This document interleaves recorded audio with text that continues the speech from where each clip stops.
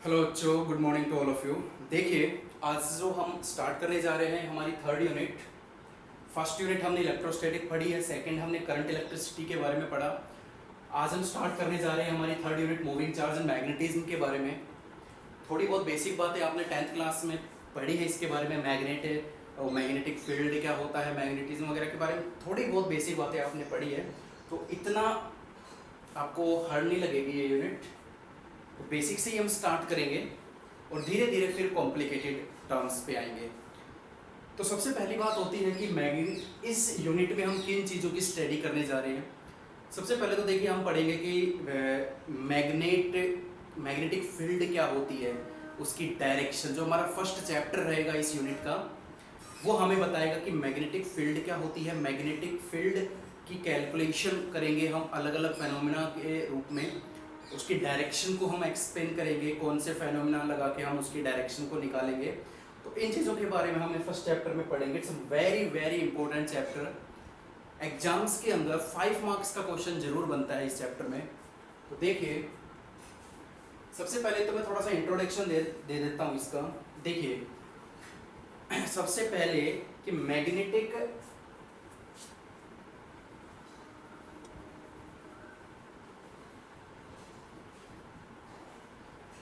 इसके बारे में थोड़ी बहुत आपने पढ़ रखा है 10th में कि कोई मैग्नेट होती है। मैग्नेट के चारों तरफ का वो स्पेस भाई, जिसके अंदर अगर कोई भी मेटेलिक बॉडी लेके आएंगे तो वो अट्रैक्शन या रिपल्सन फोर्स एक्सर्ट करेगी, तो वो स्पेस कहलाता है मैग्नेटिक फील्ड। तो इसके बारे में हम डिटेल में नेक्स्ट चैप्टर में हम पढ़ लेंगे।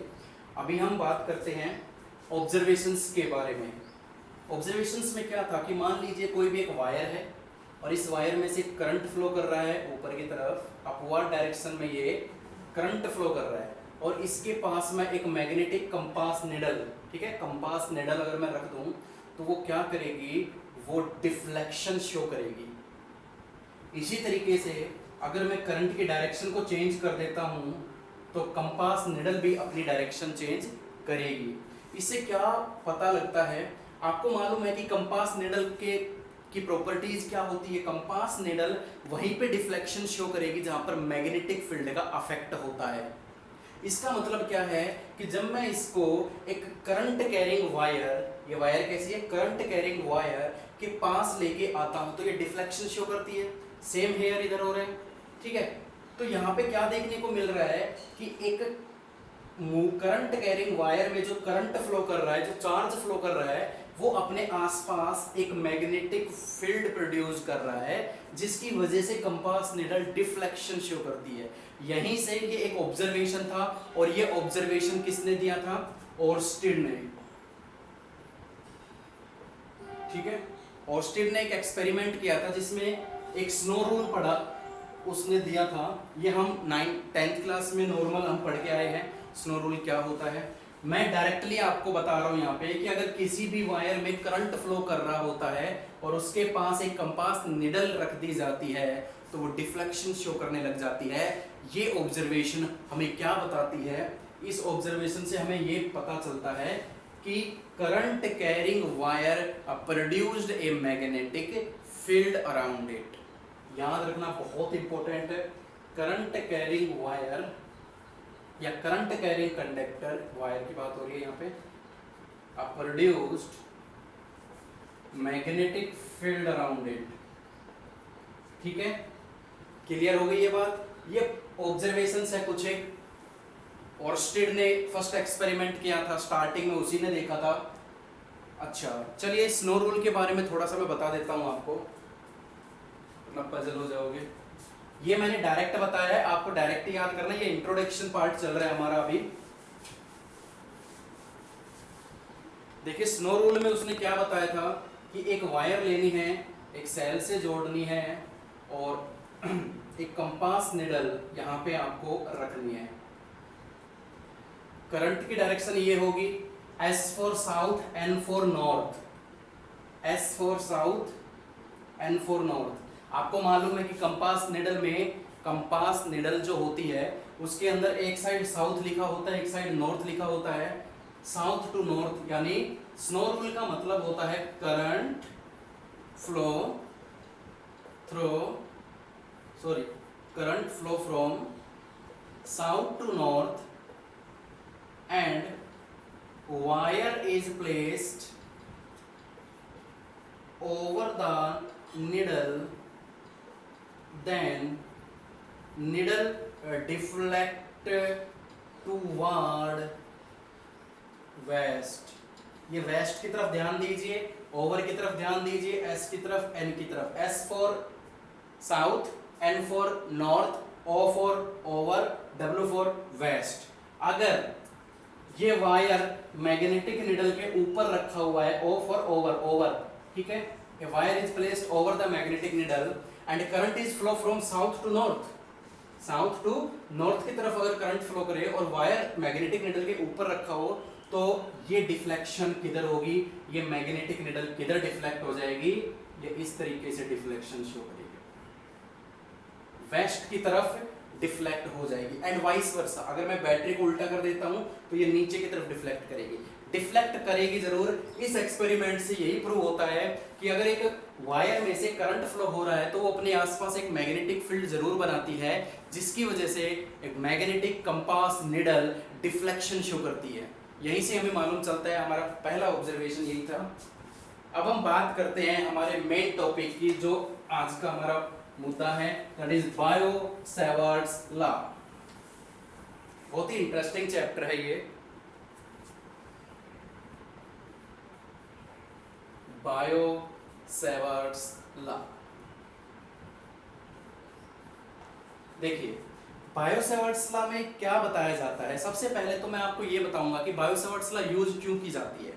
बायो-सैवर्ट्स law is used for find out the magnetic field at any point, at any point. याद रखना, किसी भी पॉइंट पर मैग्नेटिक फील्ड फाइंड आउट करने के लिए हम बायो-सैवर्ट्स लॉ की हेल्प लेते हैं, इसीलिए बायो-सैवर्ट्स लॉ का यूज किया जाता है। तो बिल्कुल ध्यान से देखिएगा, आज का यही टॉपिक हमारा है। हमने एक कंडक्टर ले लिया, एक स्ट्रेट वायर ली है हमने, और इसमें से करंट फ्लो कर रहा है अपवर्ड डायरेक्शन में। क्लियर? गुड। और यहां पे मैंने एक पॉइंट लिया है, दैट इज P। ठीक है, अब हम क्या करेंगे कि इस पूरी वायर की जो लेंथ है उसका मैं एक छोटा सा एलिमेंट में डिवाइड कर लेता हूं उसको। इस पूरी वायर को मैं छोटे छोटे एलिमेंट्स में डिवाइड कर लेता हूं। तो मान लीजिए मैंने एक एलिमेंट ये ले लिया, दैट इज DL, और इस DL से पॉइंट का जो पोजीशन वेक्टर है, जो ये डिस्टेंस है, that is R, and this position vector make an angle theta with the current element DL और length element DL। क्लियर है? इस DL की भी लेंथ ऊपर की तरफ है जिधर करंट की डायरेक्शन जा रही है। वैसे करंट आपको मालूम है कि स्केलर क्वांटिटी होती है, उसकी कोई डायरेक्शन नहीं होती, ठीक है, current is a scalar quantity, but जो हमने DL लिया है ये उसी डायरेक्शन में होगा जो करंट की डायरेक्शन देगा। तो इतना पजल होने की जरूरत नहीं है, सिंपल सी कहानी की। हमने एक वायर हमने लिया है जिसमें से I करंट ऊपर की तरफ फ्लो कर रहा है, फिर इस पूरी वायर का एक छोटा सा हिस्सा मैंने ले लिया, that is DL, and take a point near the wire which are distance from the element DL, make an angle theta. Simple C language है, ठीक है। अब हम क्या करेंगे कि बायो-सैवर्ट्स लॉ में हमें मैग्नेटिक फील्ड फाइंड आउट करते हैं। एक और बात मैं बताऊंगा आपको कि मैग्नेटिक फील्ड को रिप्रेजेंट किया जाता है, मैग्नेटिक फील्ड को हम रिप्रेजेंट करेंगे B से। इलेक्ट्रिक फील्ड को किससे किया था हमने? E से। तो मैग्नेटिक फील्ड को यहाँ पे रिप्रेजेंट किया जाएगा कैपिटल B से, और इसकी SI यूनिट मानी जाती है tesla, not tasla, that is Tesla.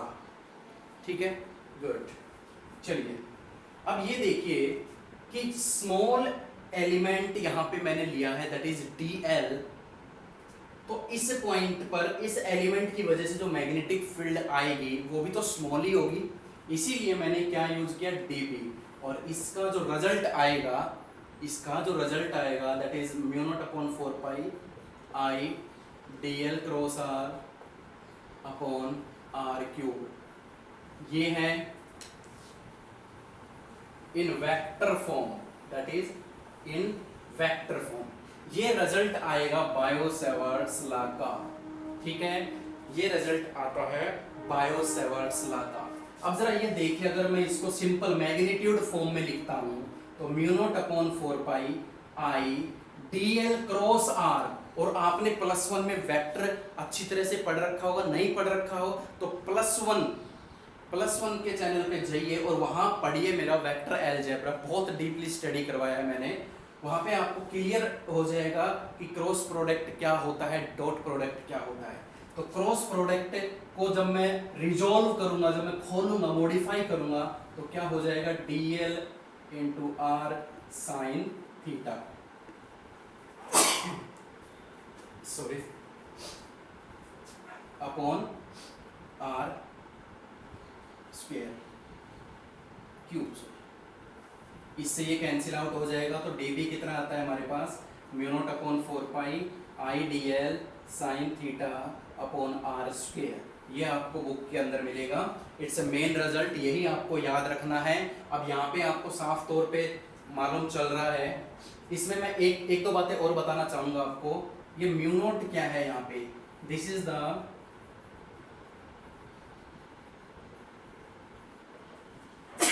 Sorry permeability of free space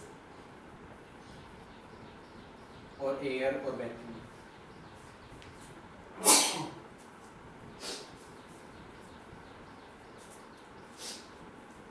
mu naught upon 4 pi is a constant term, जैसे इलेक्ट्रिक फील्ड में 1 अपॉन 4 पाई एप्सिलॉन नॉट एक कांस्टेंट टर्म थी, और वहां पे म्यू नॉट क्या था, सॉरी एप्सिलॉन नॉट क्या था, परमिटिविटी।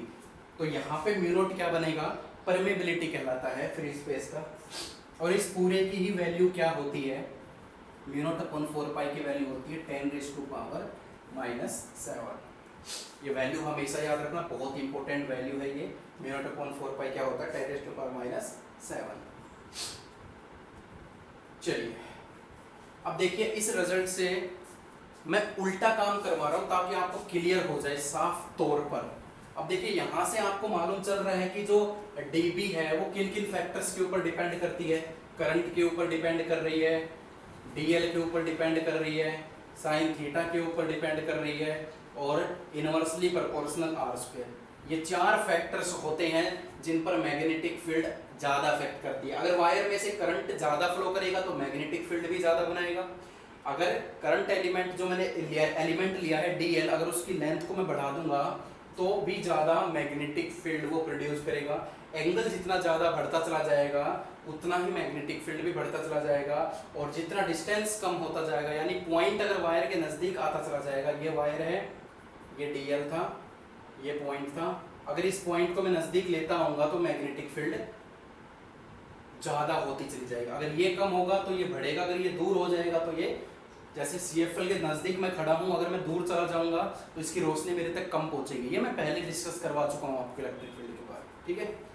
तो कई बुकों में क्या दे रखा है कि स्टार्टिंग में ये दे दिया कि जो मैग्नेटिक फील्ड होती है वो इन 4 फैक्टर्स के ऊपर डिपेंड करती है, इनको कंबाइन करें, इनको कंबाइन करके ये फॉर्मूला आया, ठीक है। फिर मैंने कांस्टेंट टर्म यहाँ रखी, इससे इसको मैं वेक्टर फॉर्म में बनाना चाहूंगा तो ये वेक्टर फॉर्म बन गई। क्लियर है। तो ये था Biot Savart's law. Magnetic field produce करती है पॉइंट के ऊपर due to current carrying wire और एक करंट कैरिंग कंडक्टर, कैसा भी कंडक्टर हो सकता है, ठीक है। अब इसको एक बार फटाफट तरीके से कर लेते हैं। ये तो हो गई सारी छोटी छोटी बातों के बारे में। देखिए, बायो-सेवर्ट्स लॉ हमें मैग्नेटिक फील्ड बताती है, क्या रिजल्ट देती है, म्यू नॉट अपॉन 4 पाई आई dl sine theta upon r square. मैं डायग्राम फिर से बना देता हूँ। दैट इज dl, करंट ऊपर फ्लो कर रहा है, that is point P, that is r, make an angle theta. आप साफ तौर पे इस डायग्राम को नजर कीजिए, एक बार देखिए, और ये रिजल्ट इसका आया कि मैग्नेटिक फील्ड जो इस पॉइंट पर बनेगी इस dl की वजह से, याद रखना इस dl की वजह से वो कितनी आएगी, म्यू नॉट अपॉन 4 पाई आई dl sine theta upon r square. अब आप सोचोगे म्यू नॉट अपॉन 4 पाई कहाँ से आ गया, अरे जब मैं इन 4 फैक्टर्स को कंबाइन करता हूँ, आई dl साइन थीटा और इनवर्सली प्रोपोर्शनल टू द, जब इनको मैं कंबाइन करूंगा, कंबाइन करने पर क्या आएगा मेरे पास, I D L sine theta और स्क्वायर। इस प्रोपोर्शनल साइन को मैं हटाऊंगा तो एक कांस्टेंट टर्म लगानी पड़ेगी, और यहाँ पर वो कांस्टेंट टर्म क्या मानूंगा मैं, that is mu naught upon 4 पाई। ठीक है, क्लियर, गुड। अब बात आती है कि मैंने इसकी वैल्यू तो आपको बता दी, लेकिन इसके पीछे यूनिट क्या लगाऊंगा मैं। तो साफ तौर पे मैंने आपको स्टार्टिंग में ही बताया था कि अगर किसी भी चीज की आपको यूनिट चाहिए तो उसका फॉर्मूला मालूम होना चाहिए। तो इसका फॉर्मूला मैं यहाँ से बना सकता हूँ बच्चों, इसको रख लो, इन सभी चीज़ों को ऊपर भेज दो।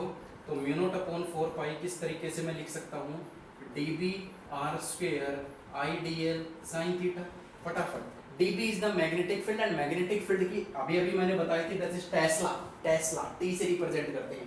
R is the distance that is metre square, I is the current ampere, ऊपर जाएगा तो पर ampere, dl is the metre, ऊपर जाएगा तो metre inverse, and sin theta is the unit less. तो क्या हो जाएगा ये 10⁻⁻7 टेस्ला मीटर पर एम्पियर। ये यूनिट याद रखना, इट्स मोस्ट इंपॉर्टेंट। ठीक है, ऑब्जेक्टिव क्वेश्चंस में पूछी जाती है। क्लियर है बायो सेवर्ट्स लॉ के बारे में। अच्छा, एक चीज और बताना चाहूंगा कि इसकी वेक्टर फॉर्म को किस तरीके से हमने बनाया। मैं नहीं चाहता आप किसी भी चीज को यहाँ पे रटो, हर एक चीज को समझना पड़ेगा। अब मुझे बताइए कि इन वेक्टर फॉर्म, इस वेक्टर फॉर्म को मैं कैसे लिख सकता हूँ। अब साफ तौर पे मालूम चलता है, जब आपने +1 पढ़ी थी तो क्रॉस प्रोडक्ट में आपने देखा था कि एंगल कौन सा होता है। जैसे मैं करता हूँ ना A क्रॉस B, तो इसका मतलब क्या होता है, AB साइन थीटा। ये जो एंगल है ना, ये किसके बीच का एंगल है, ये A और B के बीच का एंगल है, A वेक्टर और B वेक्टर के बीच का एंगल है। तो यहाँ देखिए, यहाँ देखिए जरा, ये जो साइन थीटा है ये किसके बीच का एंगल है, DL और R के बीच का एंगल है। ये DL और R के बीच का एंगल है। DL तो है ऊपर लेकिन R नहीं है। ठीक है, तो क्या करेंगे, R से मल्टीप्लाई R से डिवाइड कर देंगे, क्योंकि हमें तो चाहिए ना वेक्टर फॉर्म बनाने के लिए। तो क्या हो जाएगा बच्चों वेक्टर फॉर्म का, कि म्यू नॉट अपॉन 4 पाई आई। अब जैसे ए बी साइन थीटा को मैं लिख सकता हूँ A क्रॉस B, ऐसे ही आई देखो एंगल किस किस के बीच में बन रहा है, DL और R के बीच में, DL और R के बीच में। तो वेक्टर फॉर्म बनाते ही साइन थीटा हट जाएगा, क्या लग जाएगा, DL cross R। Cross product उन्हीं दो वेक्टर्स के बीच में होती है जिनके बीच का एंगल दिया रखते हैं, अपॉन R और R स्क्वायर क्या बन जाएगा, R क्यूब। ये वेक्टर फॉर्म बनाने का तरीका होता है। ठीक है, ये मैग्नीट्यूड फॉर्म है, ये वेक्टर फॉर्म है। याद रखना इसकी वैल्यू, ये परमेबिलिटी होती है और फ्री स्पेस एयर या वैक्यूम, और इसकी वैल्यू होती है कंप्लीट की 10⁻⁷। ठीक है, उसकी यूनिट याद रखना, मैग्नेटिक फील्ड का represented by capital B and SI unit is Tesla. Clear, good. अब सबसे इंपॉर्टेंट हमारा स्टेप आता है इसमें कि डायरेक्शन कैसे निकालेंगे सर। मैग्नेटिक फील्ड का मैग्नीट्यूड तो आ गया, हमेशा याद रखना मैग्नेटिक फील्ड का मैग्नीट्यूड तो आ गया, बट डायरेक्शन कैसे निकालेंगे। तो डायरेक्शन भी देख लेते हैं, चलो। बड़ा इंपॉर्टेंट स्टेप है इस पूरे चैप्टर में। जो आपको समझना है ना, वो सिर्फ और सिर्फ डायरेक्शन समझनी है। ठीक है, तो चलिए देखते हैं।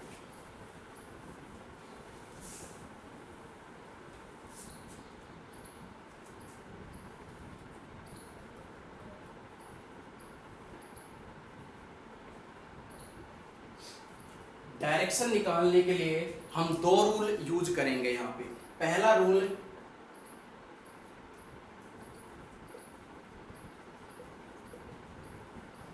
राइट हैंड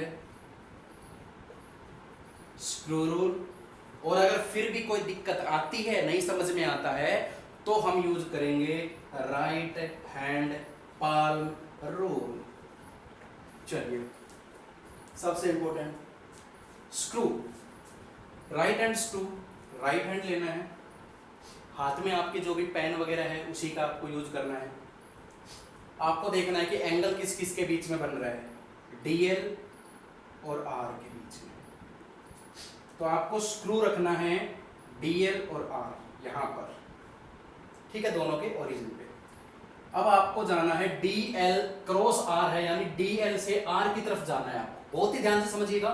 DL से R की तरफ जाना है, यानी DL से R की तरफ ऐसे, कैसे जाना है, ऐसे जाना है। तो इसको इस तरीके से घुमाओ R की तरफ, तो ऐसे जब घुमाओगे आप इसको, तो आपको मालूम होना चाहिए घर में जो स्क्रू होता है, जब हम उसको इस तरीके से घुमाते हैं, क्लॉकवाइज डायरेक्शन में घुमाते हैं, तो स्क्रू की मोशन किधर होता है, स्क्रू किधर जाता है, किधर जाता है बताइए।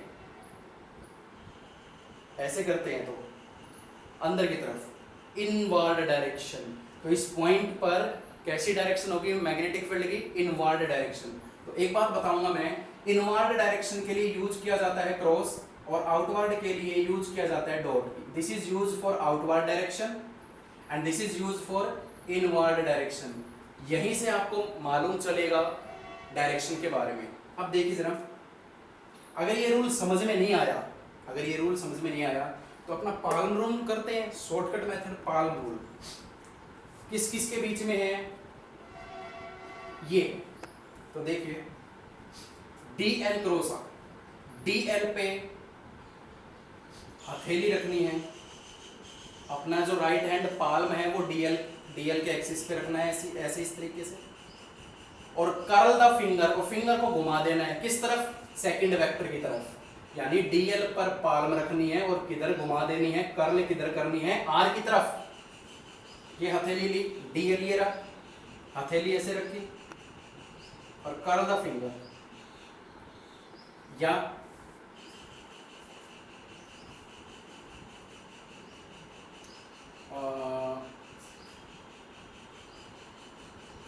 चलिए ऐसे करते हैं इसको, एक बार फिर से समझते हैं पाल्म रूल को। थंब को आप रखिए करंट की डायरेक्शन में, करंट किधर जा रहा है, ऊपर की तरफ, करंट की तरफ थंब को कीजिए, और curl the finger, curl the finger ऐसे है, थंब ऊपर की तरफ है, करंट ऊपर की तरफ फ्लो कर रहा है, तो थंब को इधर रखिए और कर्ल द फिंगर, फिंगर को घुमाइए, तो फिंगर किधर जा रही है, ऐसे है, करंट ऊपर की तरफ जा रहा है, और कर्ल द फिंगर, फिंगर अंदर की तरफ जा रही है, ये गई, ये अंदर गई, टक टक टक, पॉइंट यहाँ रखा हुआ है बाहर की तरफ यहाँ पे। तो कर्ल द फिंगर, फिंगर की डायरेक्शन क्या है, इनवर्ड डायरेक्शन है, तो यहाँ पे क्या लग जाएगा बच्चों, क्रॉस। इसका मतलब क्या है, पॉइंट। अगर ये पॉइंट यहाँ पर होता, मान लीजिए अगर ये पॉइंट यहाँ पे होता, तो करंट की डायरेक्शन ऐसे, ये घूम के ऐसे जाएगी और ऐसे बाहर निकलेगी, इस पॉइंट पर ऐसे जाएगी, इधर इस साइड तो अंदर की तरफ जाएगी और इधर से ये बाहर की तरफ आएगी, समझ रहे हो। जैसे ये करंट की डायरेक्शन ऊपर जा रही है, अंगूठा इधर करना है, अगर पॉइंट इधर है तो पॉइंट अंदर की तरफ जा रही है, अगर पॉइंट यहाँ है तो पीछे से घूमकर ऐसे आएगी और ऐसे बाहर निकलेगी। तो याद रखना, अगर इधर है तो ये डॉट लग जाएगा, इनवर्ड डायरेक्शन है तो क्रॉस लगाया जाता है। तो ये दोनों रूल आपको समझ में आने चाहिए, ठीक है। एक और सबसे इंपॉर्टेंट बात, अगर आपने +1 ढंग से पढ़ी है तो देखिए जरा, यहाँ पे फाइंड आउट क्या करना है, DB, और वेक्टर प्रोडक्ट किस किस के बीच में है, DL क्रॉस R। तो DB की डायरेक्शन B क्या किस तरीके से होती है, DB is perpendicular to the DL cross R।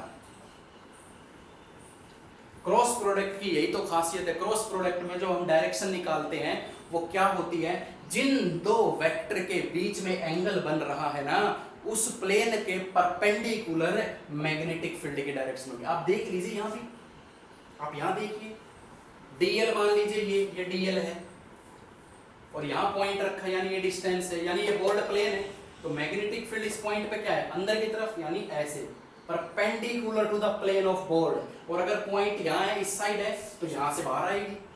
तो मर्जी है तुम्हारी, ठीक है। एक बात याद रखना, जिन दो वेक्टर के बीच का एंगल साइन थीटा जिनके बीच में बन रहा है, उस प्लेन के परपेंडिकुलर मैग्नेटिक फील्ड की डायरेक्शन होगी। और ये चीज आने वाले हर एक डेरिवेशन में बड़ी काम आएगी आपके, ठीक है। तो this is all about the Biot Savart's law. Biot Savart's law magnetic field बताती है हमें, ये मैग्नीट्यूड फॉर्म में, ये वेक्टर फॉर्म में, वेक्टर है तो डायरेक्शन कहाँ गई, ये डायरेक्शन के लिए राइट हैंड स्क्रू रूल और राइट हैंड पाल्म रूल का हम यूज कर देते हैं, ठीक है। तो बड़ा इंपॉर्टेंट टॉपिक है, ठीक है। फर्स्ट टॉपिक ही बहुत जानदार है इसका, तो इसको हर तरीके से कीजिए। कोई भी प्रॉब्लम आती है तो कमेंट बॉक्स में ज़रूर बताएं। तो आज के लिए इतना ही, पढ़ते रहिए, सेफ रहिए, थैंक यू सो मच।